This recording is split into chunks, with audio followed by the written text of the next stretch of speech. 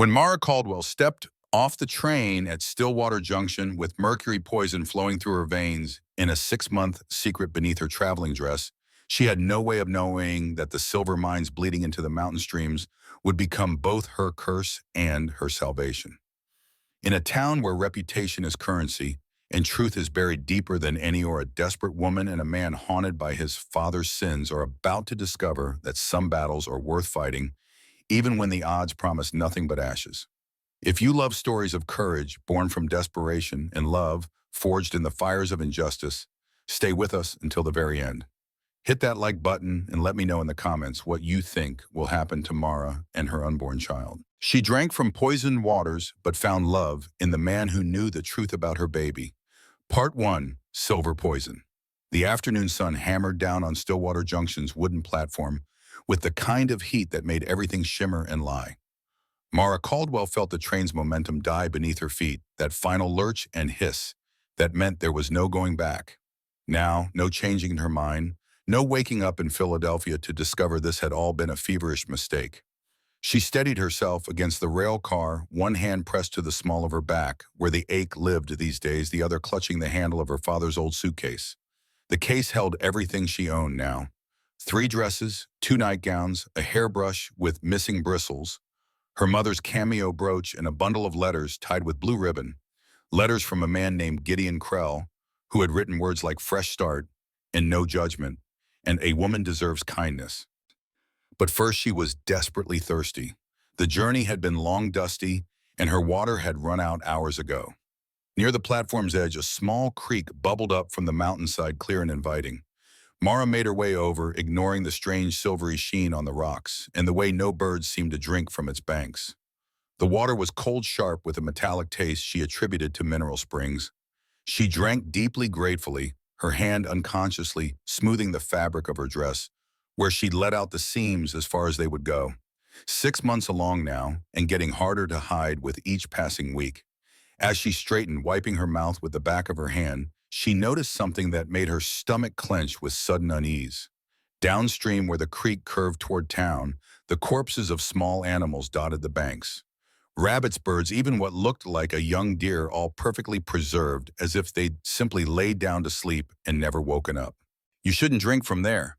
The voice startled her. A man stood 20 feet away, weathered face shadowed beneath his hat brim, watching her with the kind of stillness that suggested he'd been there for some time. He was older than the photograph she'd studied, stronger looking, with eyes the color of winter sky. "I'm sorry." Mara's hand moved instinctively to her belly, a gesture that had become automatic whenever she felt threatened. "The creek. It's been running strange for months now. Animals that drink from it." He gestured toward the scattered corpses. "Well, you can see for yourself." Fear crawled up Mara's throat like ice. What's wrong with it? Nobody knows for certain, or rather, nobody's willing to say. The man stepped closer, and she could see the careful way he moved, like someone accustomed to danger. "You'd be the mail-order bride, come for Gideon Krell." It wasn't a question. Mara felt heat crawl up her neck that had nothing to do with the sun. Apparently her business was already common knowledge. "I am, though I don't see how that's anyone's concern but Mr. Krell's and mine." Something flickered in the stranger's eyes, disappointment maybe, or something darker. "Krell's over there by the water tower, talking to Patterson from the general store.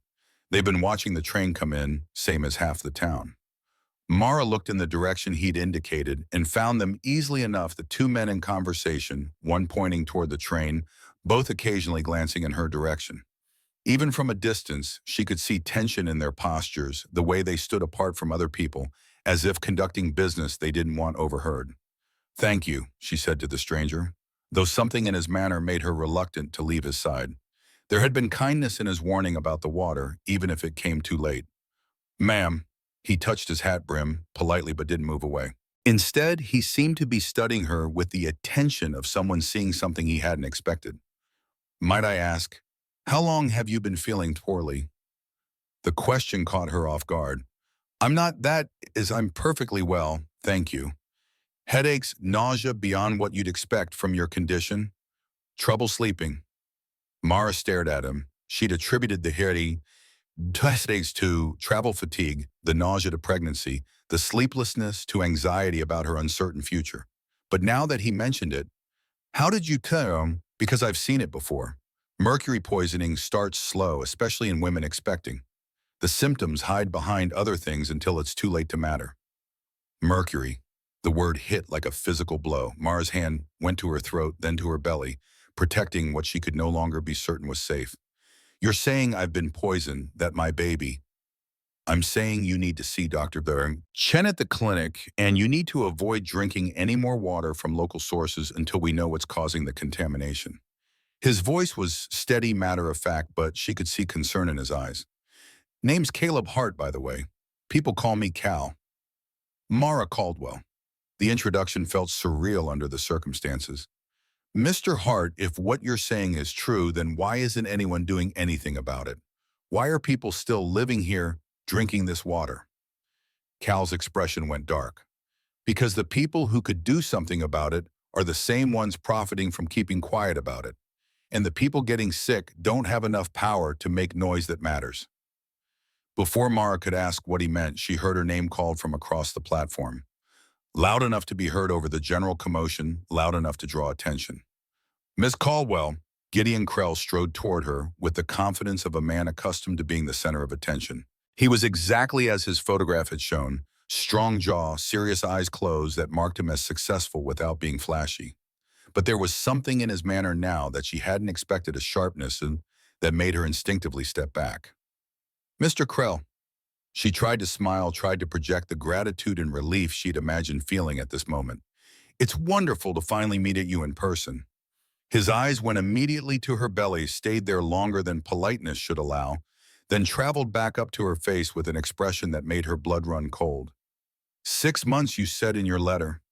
Yes, I told you clearly. 6 months looks different on paper than it does in person. His voice carried across the platform, deliberate and cutting. Much different. People were turning to look, now conversations dying as attention focused on the drama unfolding near the train. Mara felt the weight of all those stares like stones pressing down on her shoulders. Mr. Krell, perhaps we could discuss this somewhere more private. Discuss what? Whether you lied to me, whether you thought you could show up here looking like this and I'd just pretend not to notice. He reached into his vest pocket and pulled out a folded paper blue stationery, her handwriting visible even from where she stood. Her last letter, the one where she'd confirmed her travel dates, signed it with hope and gratitude. I said a lot of things in my correspondence. Gideon continued, holding the letter up for the gathered crowd to see. Made promises I thought I could keep.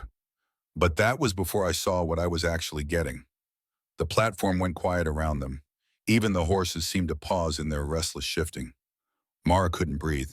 The sun was too bright, the air too thick, and somewhere in the back of her mind, Cal Hart's words about mercury poisoning echoed like a death knell. Gideon tore the letter in half. The sound seemed impossibly loud, a ripping that carried judgment with it.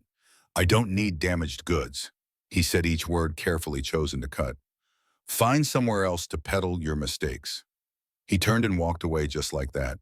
30 seconds of her life ending, and then his back disappearing into the crowd while she stood there with her cracked suitcase and her swollen belly, and pieces of her own desperate handwriting scattered on the ground. Someone laughed. A harsh barking sound quickly stifled. Someone else said, "Lord have mercy," in a tone that suggested mercy was the last thing being offered. Mara bent down, her movements slow and awkward with the weight she carried, and started picking up the pieces of her letter. Her hands shook so badly the paper fluttered like wounded birds.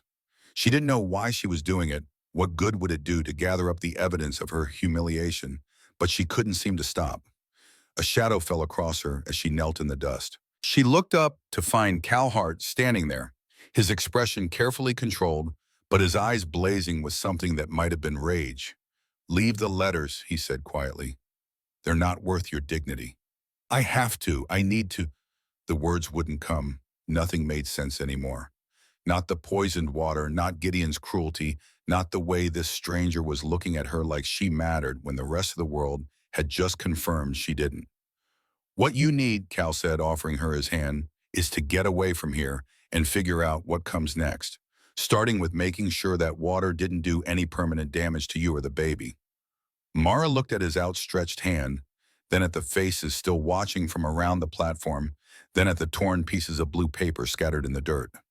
Every instinct she'd developed over the past year screamed against trusting another stranger, another man with promises that might turn to ash the moment she accepted them. But what choice did she have? She took his hand and let him help her to her feet. His grip was firm, steady, and when she was standing, he released her immediately. No lingering touch, no assumption of ownership. Just help offered and withdrawn with respect. "Thank you," she whispered. "Don't thank me yet. We've got bigger problems than Gideon Krell's wounded pride." He picked up her suitcase and started walking toward town, and after a moment's hesitation, Mara followed. Behind them, the crowd began to disperse, moving on to other entertainments now that the main show was over. But she could feel their eyes following her progress, hear the whispers starting up like rustling leaves. As they walked, Cal pointed to various buildings: the hotel where she wouldn't be welcome, the boarding house that would turn her away, the general store where Patterson was probably already spreading news of her humiliation.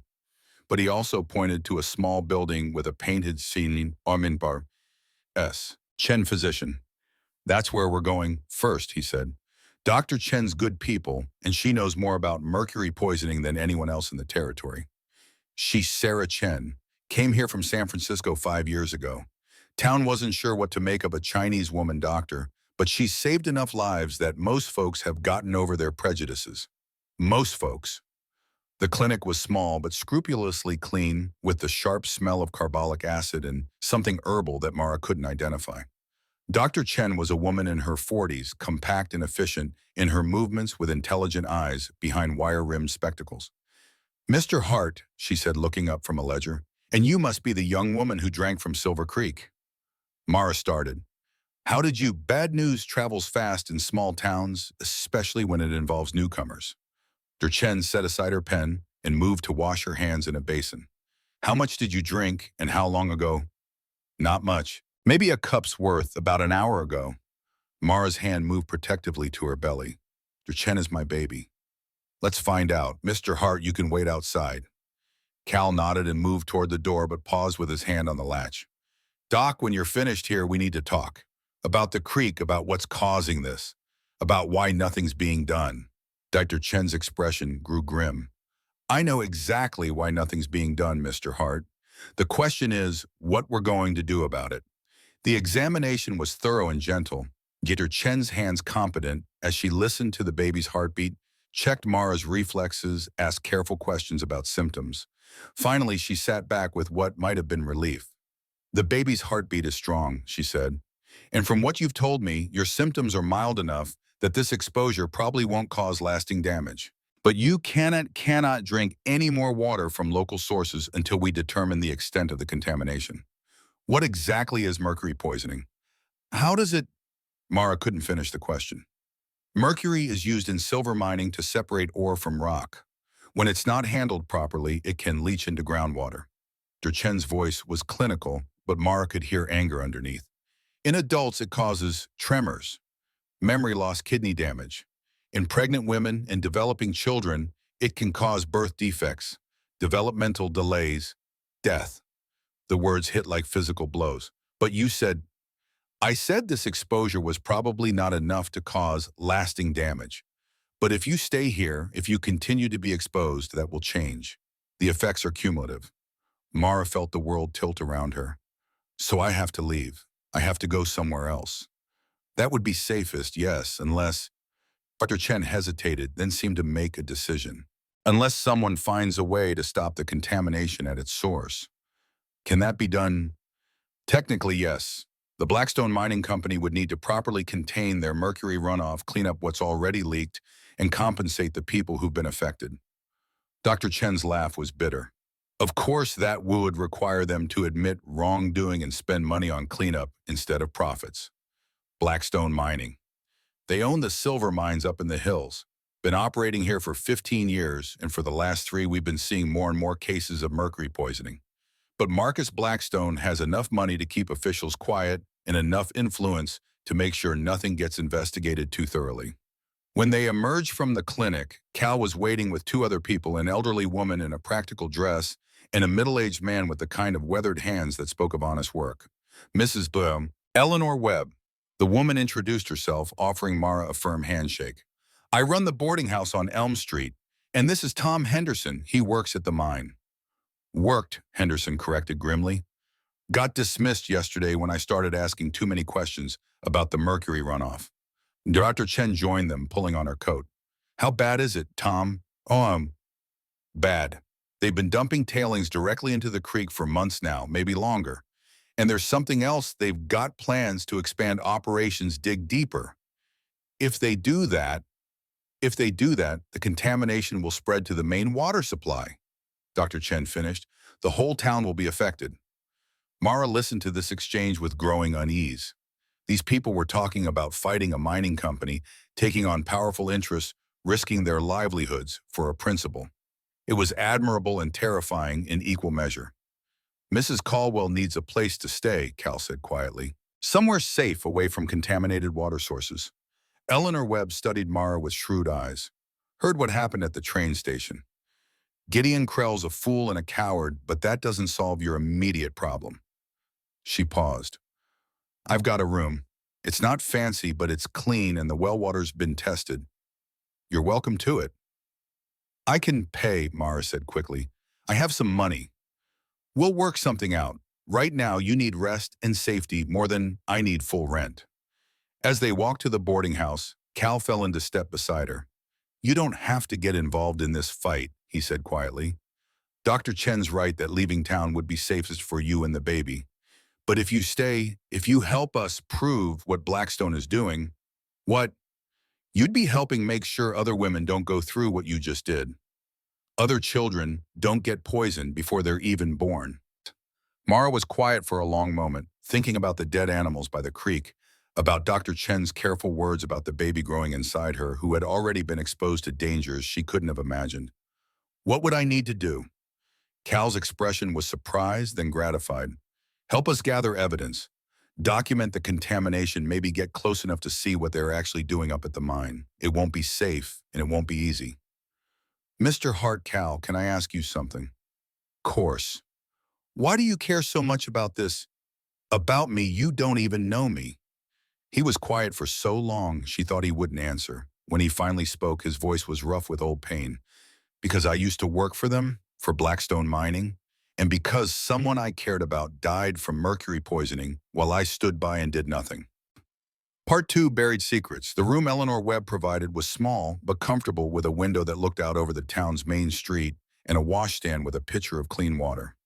Mara sat on the edge of the narrow bed, hands folded over her belly, and tried to make sense of the last 6 hours. She'd arrived in Stillwater Junction expecting to become a wife, to find safety and respectability in marriage to a man who'd promised to overlook her past. Instead, she'd been publicly humiliated, possibly poisoned, and somehow recruited into a fight against a mining company by a man who claimed to know about her condition because he'd watched someone else die from the same cause. A soft knock interrupted her brooding. Come in, she called, expecting Eleanor, or perhaps Dr. Chen, with further instructions about avoiding contaminated water. Instead, Cal Hart stepped through the door, hat in his hands, looking awkward in the confined space. Brought you some things, he said, setting down a canvas bag. Bottled water from Denver, some bread and cheese, a few other necessities. That's very kind of you, Mara gestured toward the room's single chair. Please sit, I think you owe me the rest of that story. Cal hesitated, then settled into the chair with the careful movements of a man unaccustomed to indoor spaces. Not much of a story, not a good one anyway. I've heard plenty of bad stories lately. One more won't hurt. He stared at his hands for a moment, then began to speak in a voice so low she had to strain to hear. I worked for Blackstone Mining for 12 years. Started when I was 18, just looking for honest work that paid decent wages. Moved up over time, shift supervisor, then operations manager. I was good at my job, maybe too good. Knew how to squeeze ore out of rock, how to make the numbers look right on paper. What changed, Rachel? The name came out like a prayer or a curse. She worked at the company store, kept books for the miners' accounts. Beautiful girl, smart as a whip, kind to everyone, whether they deserved it or not. We'd been walking out together for about 6 months when she started getting sick. Cal's voice grew rougher. Started with headaches, fatigue, then tremors in her hands, trouble remembering things. The company doctor said it was nerves, prescribed laudanum and rest. But I'd seen those symptoms before in miners who worked too close to the mercury extraction process. Did you say anything? I tried. Went to Marcus Blackstone himself, told him we needed to investigate the water sources, test them for contamination. He listened real polite, then reminded me how much my job meant to my future, to Rachel's future. Said accidents happened to people who made trouble for the company. Mara felt cold settle in her stomach. And you backed down. I backed down. The self-condemnation in his voice was brutal. Told myself I was being smart, protecting what we had. But Rachel kept getting worse. Started losing her hair, couldn't keep food down. By the time I realized how bad it was, she was past help. I'm sorry, though, Mara said quietly. How long ago did she die? 3 years. 3 years, 2 months, and 16 days. Cal looked up, and she could see the weight of that time in his eyes. I quit Blackstone the day after her funeral. Took what money I'd saved and bought a small place up in the mountains, figured I'd live quiet and stay out of trouble. But you didn't stay out of trouble. Hard to ignore when you see the same thing happening to other people. When you know you could do something about it this time. He met her eyes directly. When you see a pregnant woman drink poison water and realize you've got maybe one chance to keep another Rachel from dying. The weight of his words settled between them. Mara understood now why he'd helped her, why he'd brought her to Dr. R. Chen, why he was willing to fight Blackstone Mining. She was his second chance at doing the right thing. There's something else you need to know, Cal continued. About me, about why I might not be the best person to be seen with in this town. What do you mean? Cal was quiet for a long moment, weighing his words. Marcus Blackstone. He's my father. Mara stared at him. Your father, born Caleb Blackstone. Changed my name to Hart after I left the company, after I figured out what kind of man my father really was. His voice was flat, emotionless. He had an affair with one of the camp followers when he first came to Montana. When she told him she was pregnant, he paid her to disappear. I grew up in Denver thinking my father was dead. When did you find out the truth? When I was 18 and looking for work. Someone mentioned I looked just like Marcus Blackstone when he was young. I confronted him and he admitted it, said he'd been waiting for me to figure it out. Cal's laugh was bitter. Offered me a job on the spot. Said blood should work for blood. And you took it. I took it. Told myself I was different than him, that I'd use my position to help people instead of exploit them.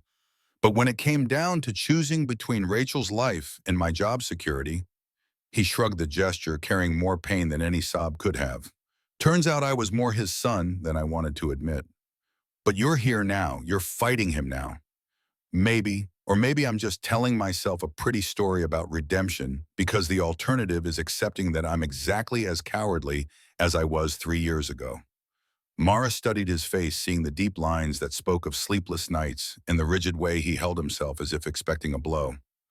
This was a man who'd been carrying guilt like stones in his chest, who'd convinced himself he deserved punishment for his failure to save the woman he loved. You warned me about the water, she said finally. You brought me to Dr. Chen. You're here now risking your safety to help people you barely know. That doesn't sound cowardly to me. Don't make me into something I'm not, Mara. I'm not your rescuer, and this isn't some story where love conquers all and good triumphs over evil. This is real life, where mining companies have more power than pregnant women, and men like my father destroy people for profit. You're right, Mara said quietly. This isn't a story, but maybe that's exactly why we need to fight. Because if we don't, if we let fear and guilt keep us silent, then people like your father win by default. Cal looked surprised by her words, then thoughtful. You're not what I expected when I saw you step off that train. What did you expect? Someone more fragile, I guess, someone who needed protecting instead of someone who was ready to fight. I've been fragile, Mara said. I've been the kind of woman who needed protecting, who waited for someone else to solve my problems. It didn't work out very well. That evening, they met with Tom Henderson and Dr. Chen in Eleanor Webb's parlor to plan their next moves. The boarding house's main floor had been cleared of other guests, giving them privacy to speak freely about dangerous topics.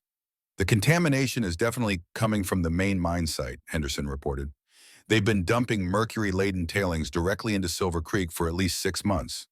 But here's the thing, they've also been expanding operations into a new shaft that runs closer to the town's main water supply. Ditter Chen leaned forward. How close? Close enough that if they breach the underground spring that feeds our wells, the whole town's water supply could be contaminated within weeks. And they know this, Eleanor asked. They know. I heard Blackstone himself talking about it with his foreman. Said they'd deal with the consequences after they extracted the ore from that section. Cal's jaw tightened. That sounds like my father.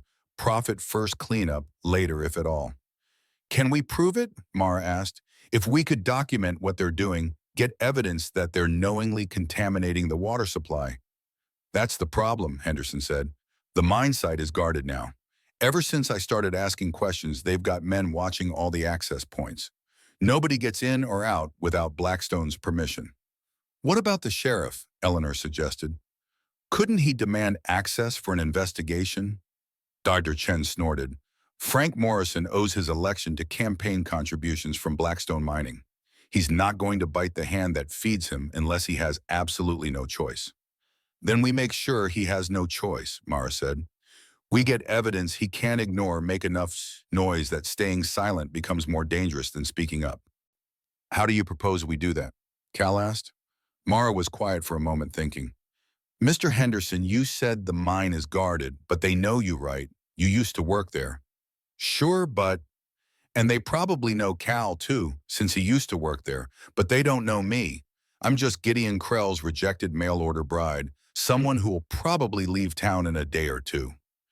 Cal shook his head immediately. Absolutely not. It's too dangerous, especially in your condition.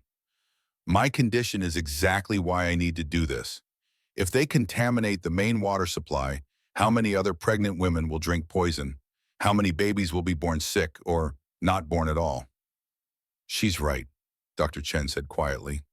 And there's something else. Marcus Blackstone has been asking questions about the new woman in town, the one who caused trouble for Gideon Krell. He's curious about you, Mara. That curiosity could be useful. What do you mean? I mean, he might be willing to meet with you, especially if you approach him with some kind of proposal. And if you're clever about it, you might be able to get close enough to see what they're really doing up there. The plan they developed was simple in concept, but dangerous in execution. Mara would approach Marcus Blackstone, directly claiming to be interested in investment opportunities now that her marriage prospects had fallen through. She'd use her status as an outsider with money to invest as cover for asking detailed questions about the mining operation. He'll see right through it, Cal objected. My father's not stupid. Maybe, Mara agreed, but his arrogance might work in our favor. I'm a desperate woman who's been publicly humiliated looking for any way to salvage my situation. He might underestimate me because of that. And if he doesn't, if he realizes what you're really doing, then we'll deal with that when it happens. But doing nothing isn't an option, Cal. Not for me, not for my baby, not for anyone else in this town. The next morning, Mara dressed in her best remaining outfit, a deep blue dress that had once been fashionable and still managed to look respectable despite the alterations she'd made to accommodate her pregnancy. She pinned her mother's cameo brooch to her collar and arranged her hair as elegantly as she could manage. If she was going to convince Marcus Blackstone to take her seriously, she needed to look like a woman with money to invest. The Blackstone Mining Company offices occupied the entire second floor of the town's largest building, with windows that looked out over the main street and the mountains beyond. A secretary with carefully arranged hair and a dress that cost more than Mara's entire wardrobe looked up when she entered. I'd like to speak with Mr. Blackstone about investment opportunities, Mara said, trying to project confidence she didn't feel.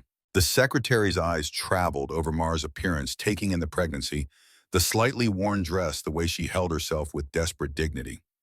Mr. Blackstone doesn't typically meet with individual investors. Perhaps you could speak with one of our junior associates. I have $10,000 to invest, Mara lied smoothly. I'm quite certain Mr. Blackstone will want to speak with me personally.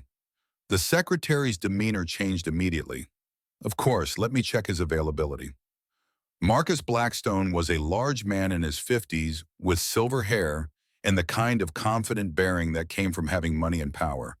But when Mara looked at him, she could see Cal in the shape of his jaw, The set of his shoulders, the way his eyes assessed everything as if calculating its value.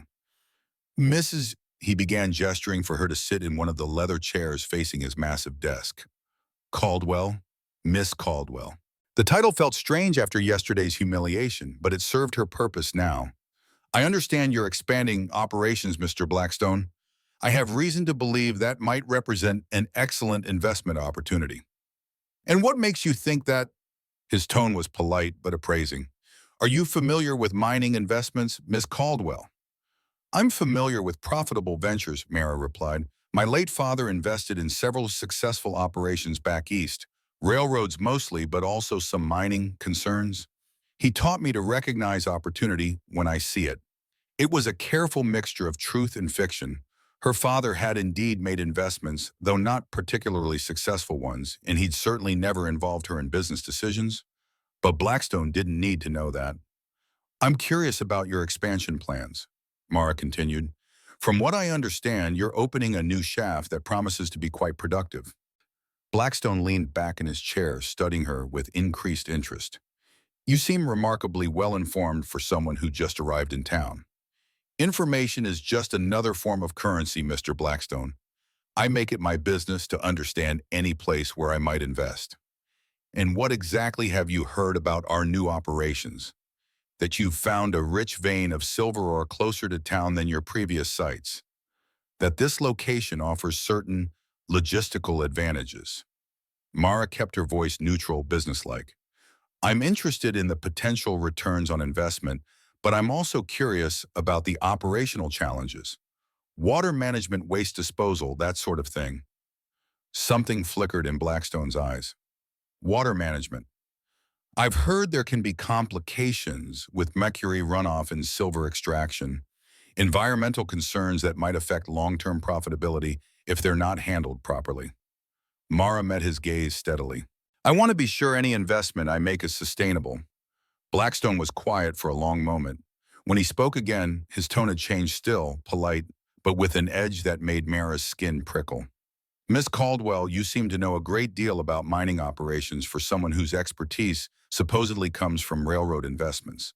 And you seem remarkably concerned about environmental issues for someone whose primary interest is profit. I believe the two are connected, Mara said, fighting to keep her voice steady. Poor environmental practices lead to regulatory problems, which lead to reduced profits. I prefer to invest in operations that think long-term. Indeed. Blackstone stood and moved to the window, looking out at the street below. Tell me, Miss Caldwell, what do you know about my son? The question caught her completely off guard. Your son, Caleb, goes by Hart these days, though he was born a Blackstone. Used to work for me until he developed some rather misguided ideas about corporate responsibility. Blackstone turned from the window to face her directly. Terrible tragedy about that girl he was involved with. Rachel, I think her name was. Such a shame when young people get involved in things they don't understand. Fear crawled up Mara's spine. I'm not sure what you're implying when... I'm not implying anything, Miss Caldwell. I'm stating facts. My son has a tendency to recruit naive people into misguided crusades against perfectly legitimate business practices. Usually young women who think they're fighting for justice when they're really just being used. Mara stood, her heart hammering against her ribs. Mr. Blackstone, I think there's been a misunderstanding. Has there? You arrive in town pregnant and alone, get publicly rejected by Gideon Krell, and within 24 hours, you're asking detailed questions about mercury runoff and environmental responsibility. Meanwhile, my son has been seen in your company along with that troublemaker, Henderson, and Dr. Chen, who's been spreading lies about our safety practices for months. He moved closer and Mara could smell expensive cologne mixed with something else, something that reminded her of the metallic taste of the creek water. Let me give you some advice, Miss Caldwell. My son's crusades tend to end badly for the people who get involved in them. Rachel's death was unfortunate, but it was also a lesson about what happens when people interfere with business they don't understand. Are you threatening me? I'm offering guidance. Leave town. Today. Take whatever money you actually have and go somewhere that suits your circumstances. Continue down the path you're currently on and you might find yourself in an unfortunate situation. Mara backed toward the door, her hand instinctively moving to protect her belly. And if I don't, Blackstone smiled and the expression made her blood run cold. Then you'll discover that small towns can be very dangerous places for women who don't know their place. Part 3, Blood and Silver. Mara made it 3 blocks from the Blackstone mining offices before her legs gave out. She stumbled into the narrow alley between the general store and the bakery, one hand pressed against the brick wall for support, the other wrapped protectively around her belly. Her breath came in short, sharp gasps that had nothing to do with the physical exertion of walking. Marcus Blackstone knew. He'd seen right through her amateur attempt at espionage, and worse, he'd known exactly who her allies were. The casual way he'd mentioned Rachel's death, the implication that it hadn't been entirely accidental, the threat wrapped in friendly advice, it all added up to a message as clear as it was terrifying. She was in over her head. They all were. Mara, Cal's voice came from the mouth of the alley. What happened? You look like you've seen a ghost. Worse than a ghost. She straightened, trying to compose herself. Your father. He knows Cal. He knows everything. Cal's expression went hard. How much did you tell him? Nothing, I didn't have to. He already knew I was working with, you knew about Tom Henderson, Dr. Chen, all of it. And Cal, she grabbed his arm, needing the physical contact to anchor herself. I think he killed Rachel. Or had her killed. The way he talked about her death like it was a lesson. Jesus. Cal ran a hand through his hair, his face going pale. I should have known he'd figure it out. Should have been more careful. He threatened me. Said if I didn't leave town today, I might find myself in an unfortunate situation. Then you're leaving. Cal's voice was flat, absolute.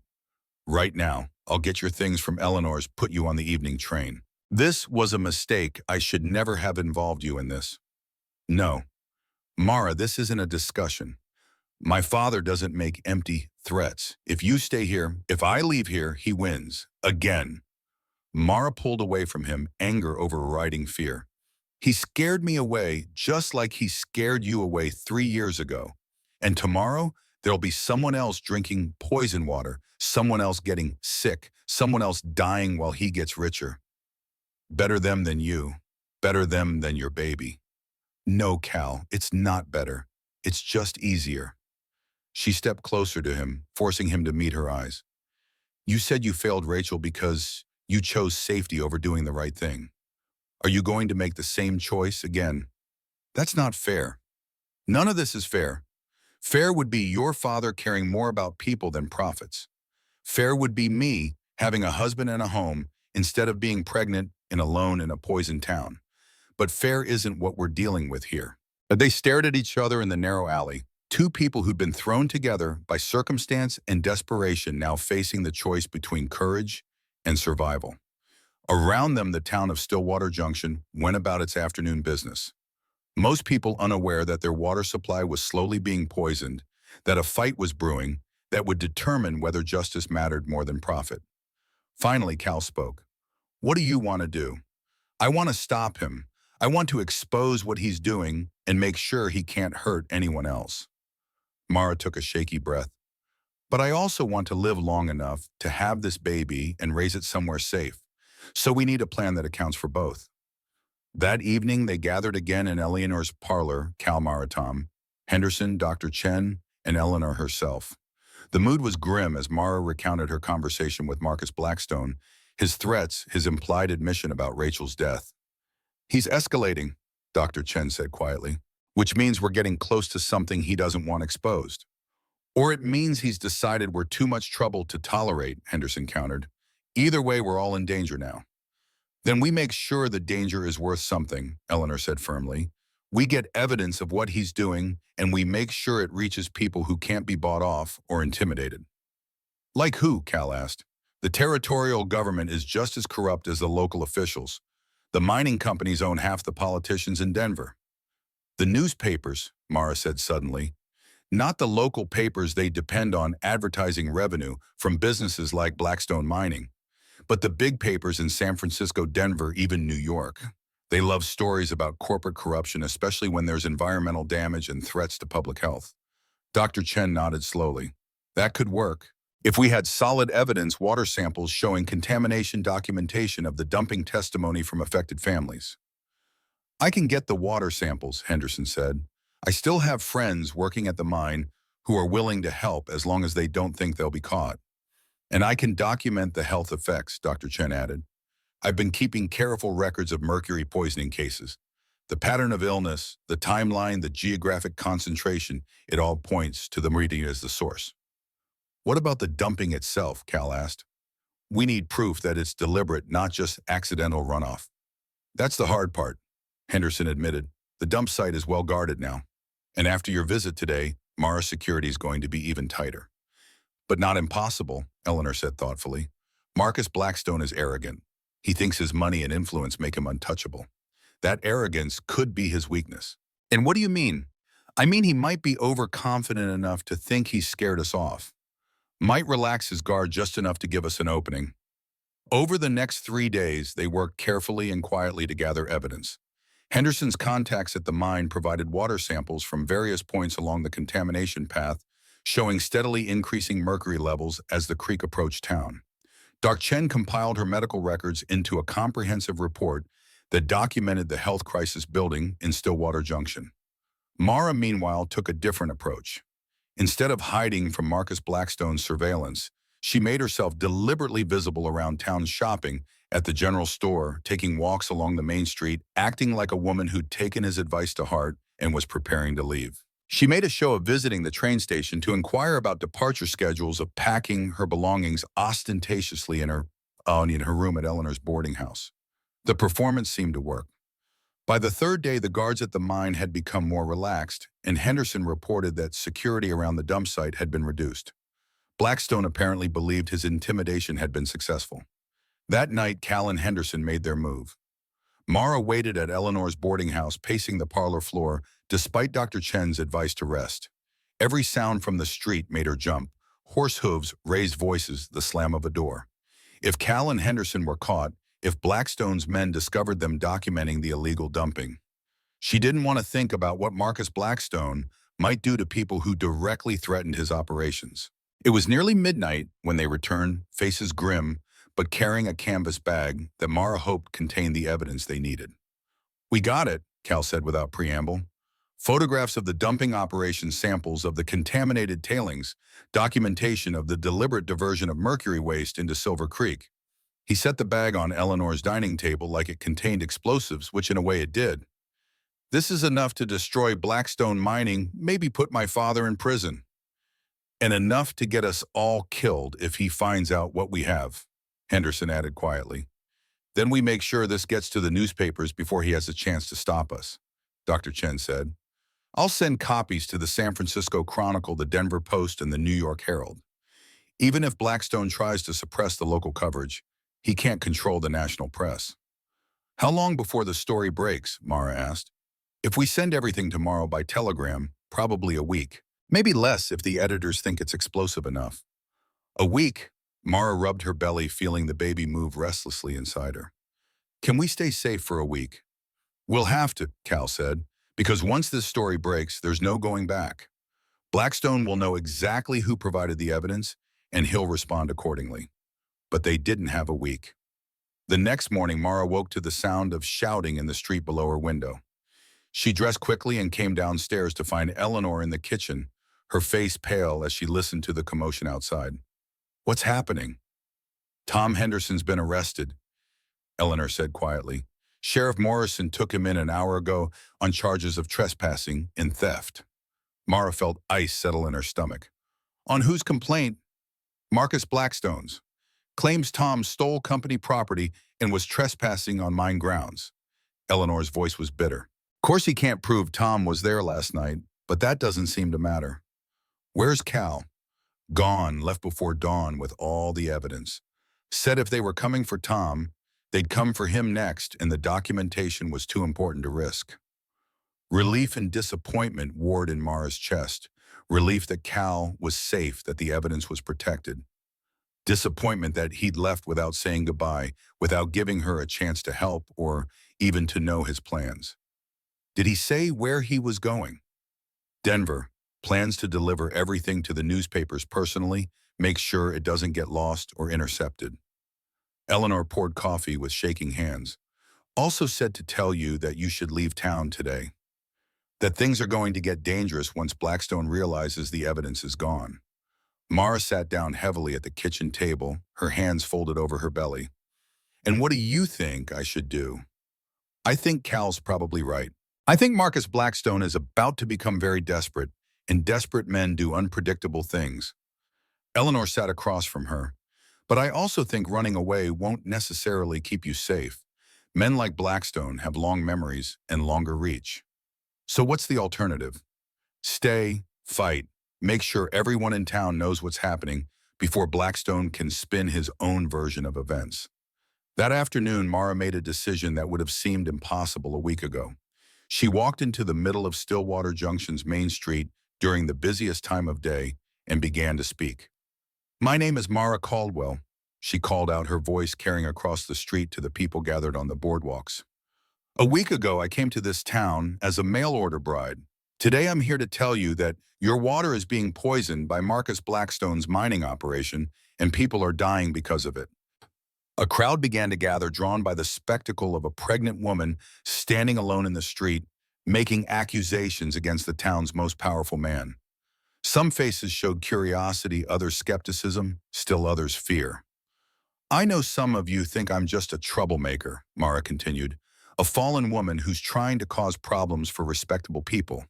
But I've seen the evidence. Water samples that show mercury contamination, medical records that document a pattern of illness, photographs of illegal dumping operations. That's enough. The voice cut across the street like a whip. Marcus Blackstone stood on the steps of his office building, flanked by two men who looked like they'd been hired for their capacity for violence rather than their mining expertise. Miss Caldwell is clearly disturbed, Blackstone announced to the crowd.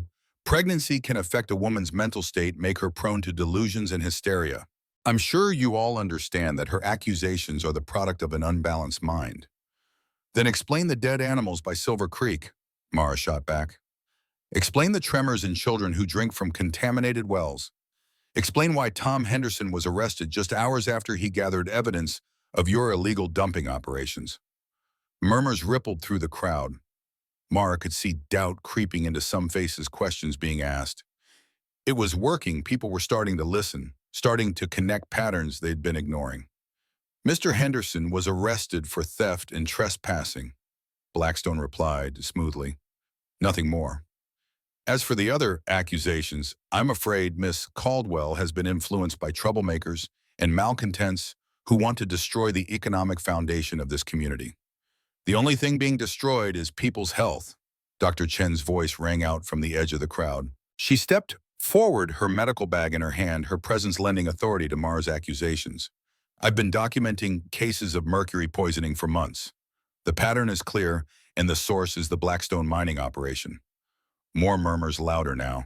Blackstone's expression was growing darker, more dangerous. Mara could see him calculating, weighing his options. Archona has already been discredited, he said finally. Her medical license is under review for incompetence and malpractice. As for Miss Caldwell, his smile was cold. I think it's time she learned that false accusations have consequences. He gestured to his men and they started down the steps toward Mara. The crowd began to back away, sensing violence, unwilling to get involved in something that might affect their own safety. But before the men could reach her, the sound of hoofbeats echoed down the street. A rider approached at full gallop, and Mara's heart leaped when she recognized Cal's silhouette. He pulled up beside her, his horse dancing nervously in the face of the tense crowd. It's done, he called out loud enough for everyone to hear. The evidence is with 3 major newspapers. By tomorrow, the whole country will know what Marcus Blackstone has been doing to this town. Blackstone's face went white with rage. Caleb, I should have known you'd come crawling back and interfere with things you don't understand. I understand perfectly, Father. Cal dismounted, moving to stand beside Mara in a gesture of protection and solidarity. I understand that you've been poisoning people for profit. I understand that you killed Rachel to keep her quiet about it. And I understand that you threatened Mara to try to scare her away from exposing your crimes. You can't prove any of that. Actually, I can. Tom Henderson kept detailed records of company operations, including correspondence about Rachel's death. Turns out you weren't as careful about covering your tracks as you thought. The crowd was riveted now, watching father and son face each other in the middle of the street like gunfighters preparing to draw. But this wasn't a contest of speed, it was a reckoning years in the making. Even if any of this were true, Blackstone said, it wouldn't matter. I own this town. I own the sheriff, the judge, half the businessmen. You think newspaper stories will change that? Maybe not, Cal admitted, but they'll change how the territorial government sees you, how federal investigators see you, how other towns see companies that do business with Blackstone Mining. And they'll change how these people see you, Mara added, gesturing to the crowd. Once they know the truth, once they understand that you've been making their children sick for profit, your power here is finished. For a long moment, the street was silent, except for the restless stamping of horses and the whisper of wind through the buildings. Then slowly people began to move, not away from the confrontation, but toward it, toward Mara and Cal and Dr. Chen. Eleanor Webb stepped forward first. Then a woman Mara recognized from the general store whose children had been sick with mysterious ailments.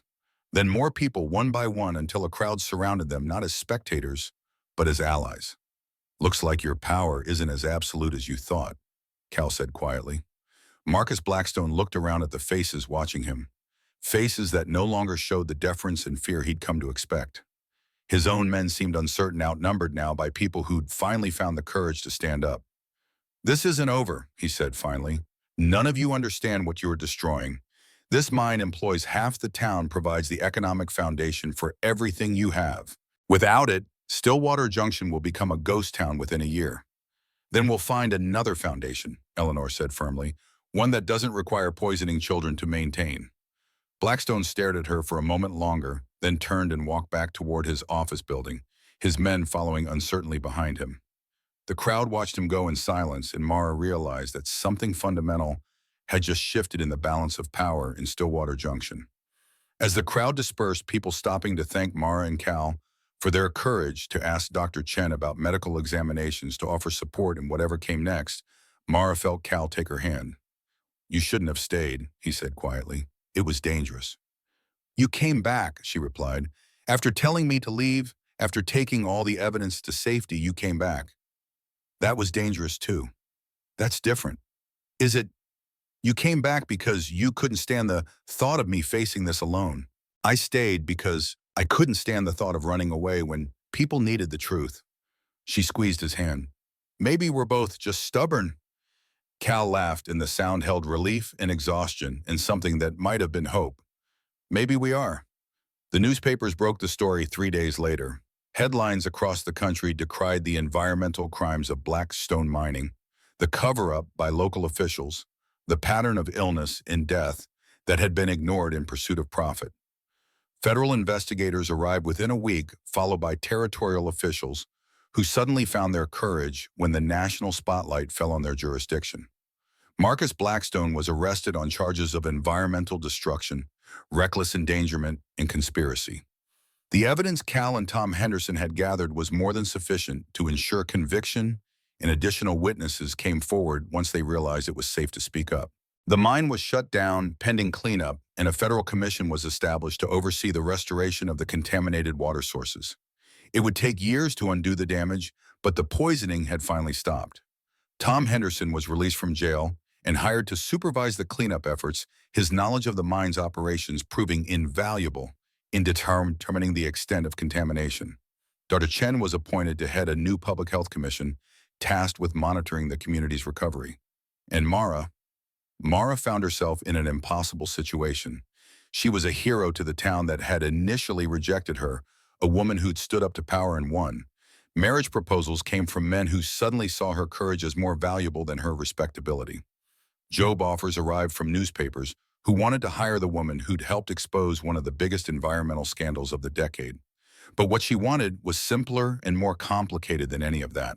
I need to ask you something, she said to Cal one evening as they sat on Eleanor's porch watching the sunset paint the mountains in shades of gold and purple. Her pregnancy was advanced now, the baby due within weeks, and she felt the weight of decision pressing down like a physical force. Ask away. What happens now? With us, I mean. We fought this fight together, but now it's over. Now you're free to go back to your quiet life in the mountains, and I'm free to, I don't know, figure out something. Cal was quiet for a long moment, watching the sky deepen toward night.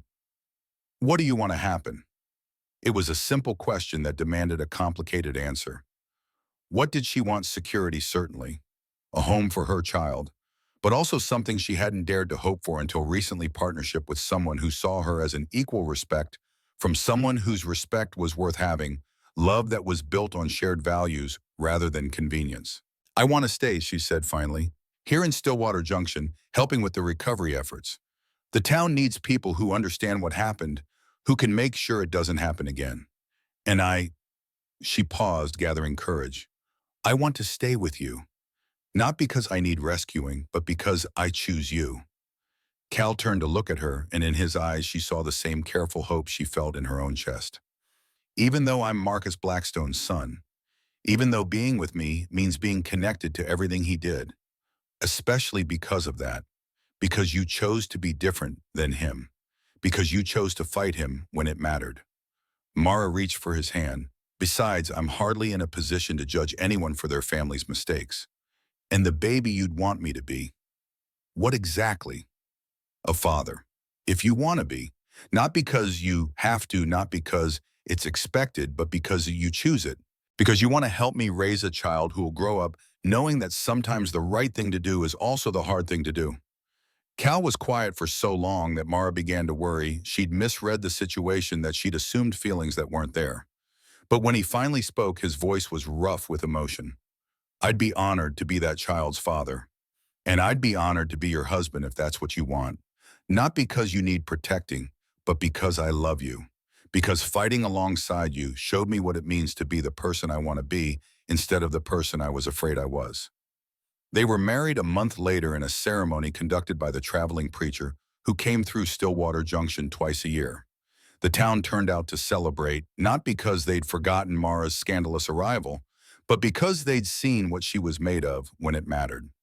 Eleanor Webb hosted the reception at her boarding house in Dr. Bonn. Chen served as maid of honor, and Tom Henderson gave a toast about the courage it takes to stand up when standing up is dangerous. It wasn't the wedding Mara had once dreamed of, but it was better, it was honest. Their daughter was born 2 weeks later, healthy and strong, despite the early exposure to mercury. They named her Rachel after the woman whose death had taught them both that silence in the face of injustice was its own form of violence. As Mara held her daughter for the first time, feeling Cal's hand gentle on her shoulder, she thought about the journey that had brought them to this moment. She'd stepped off a train carrying nothing but desperation and shame, and somehow she'd found love and purpose in a family built on choice rather than obligation. It hadn't been the story she'd expected to live. It had been better. Years later, when little Rachel was old enough to ask questions about how her parents had met, Mara would tell her the truth, not a sanitized version, but the real story about corruption and courage, about the choice between safety and justice, about love that grew from mutual respect rather than mutual need. She would tell her daughter that sometimes the most important battles are fought by ordinary people who refuse to accept that injustice is inevitable. That sometimes love means standing beside someone in their fight rather than waiting for them to rescue you. That sometimes the endings you don't plan are better than the ones you do. But that conversation was years away. For now, there was just this: a woman who had found her strength, a man who had found his courage, and a baby who would grow up in a town where the water ran clean because her parents had refused to let it stay poisoned. It was enough. More than enough. It was everything. And that's how Mara Caldwell became Mara Hart, not through rescue or romance, but through the choice to fight for what was right, even when the cost seemed too high to pay. Thank you for joining me for this story of courage, corruption, and love, born in the crucible of justice. If you enjoyed this tale, please hit that like button, subscribe for more stories of strong women and the men brave enough to stand beside them, and let me know in the comments what you thought of Mara and Cal's journey. Until next time, remember that the most important battles are often fought by ordinary people who refuse to stay silent in the face of injustice.